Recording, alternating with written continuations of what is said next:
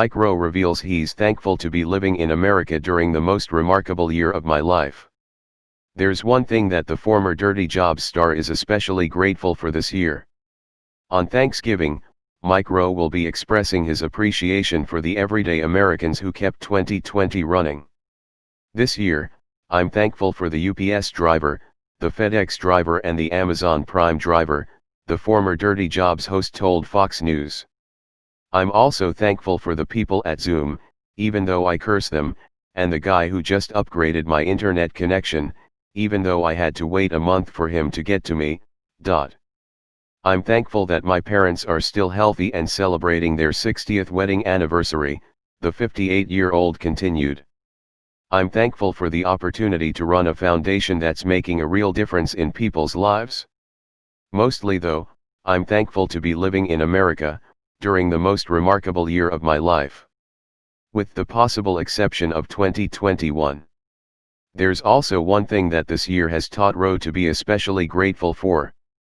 I'm thankful for toilet paper, even the weird, thin kind that frequently disappoints, and for the opportunity to use it indoors, he shared. The Emmy-winning TV host has been keeping busy with his Facebook Watch show Returning the Favor, where he travels the country to highlight remarkable people making a difference in their communities.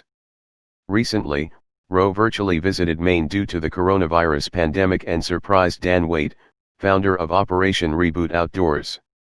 The nonprofit organization aims to improve the lives of veterans suffering from PTSD or other traumas by connecting with nature. Many honorees, including Waite, are selected from the official Facebook group for the series. Members nominate a local leader and former honorees can share their success stories. So far, Returning the Favor has recognized and awarded 13 organizations dedicated to improving the lives of veterans. Rowe recently told Fox News he hopes the series will encourage viewers to remember those who defend our country. We take so many of our freedoms for granted, said Rowe. The Bill of Rights, every freedom in the Constitution, the freedom to move around freely. Every good and decent thing we enjoy was paid in blood by men and women who put on a uniform and then went away. We've abandoned them, Rowe shared. That might be too strong of a word, but we haven't stepped up to do what we can to help them reassemble. We haven't put them at the front of the line to get them the help and opportunities they need once they come home. We have a duty ourselves to return the favor. That's the biggest lesson I've learned over the years. We take things for granted. It is a very human thing to do. But unfortunately, the men and women who wear the uniform are among the things we take for granted. Rowe is aware that the ongoing coronavirus pandemic has made it more difficult for Americans to actively take part in local organizations aiming to help veterans. However, he insisted that a simple thank you always goes a long way.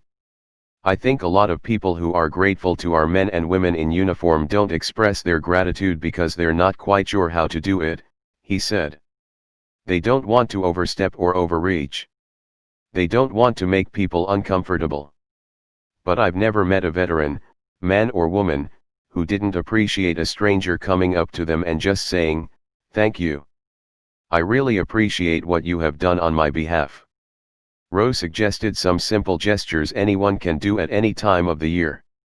Buy him or her a beer, pick up a tab, he said. Just at a restaurant alone, there are a lot of very simple ways to say thank you. Anyone can acknowledge a veteran, that's not headline news. But there is a very real problem that exists, one that's plaguing the veteran community. The suicide rates are scandalous and PTSD is very real. Taking the time just to say thank you alone can make a huge impact on someone's life.